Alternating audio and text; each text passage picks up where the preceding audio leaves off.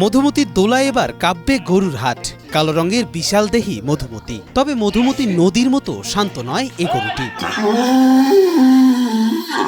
রাগী এই মধুমতিকে ঘর থেকে বের করতে প্রয়োজন পড়ে কমপক্ষে 5 থেকে 6 জন মানুষের। এই গরুটির নাম মধুমতি। এ প্রচন্ড রাগী। একে গোয়াল থেকে বের হতে এলে 4 থেকে 5 জন লোক লাগে।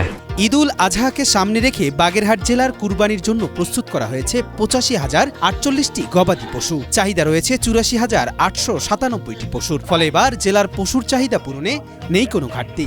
তবে এ বিশাল প্রস্তুতির মধ্যেও সবার নজর কাটছে মধুমতি নামের একটি বিশাল আকৃতির গরু।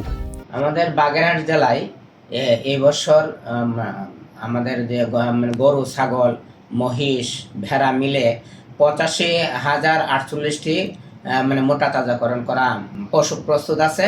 চাহিদা দেখা যাচ্ছে যে 84,897টির মতো চাহিদা। বাগেরহাট জেলায় অল্প কিছু গবাদি পশু উদ্বৃত্ত থাকবে, আমাদের ঘাটতি হবে না। এই গরুটা লালন পালন করি। এই গরুটার নাম মধুমতি। এই গরুটা মূলত এবার কোরবানির উদ্দেশ্যে প্রস্তুত করা হয়েছে। মধুমতির মালিক মোল্লাহাট উপজেলার কাহালপুর গ্রামের বাসিন্দা মিরাজ মিয়া। পেশায় ব্যবসায়ী হলেও দীর্ঘ 10 বছর ধরে তিনি গরু পালন করছেন।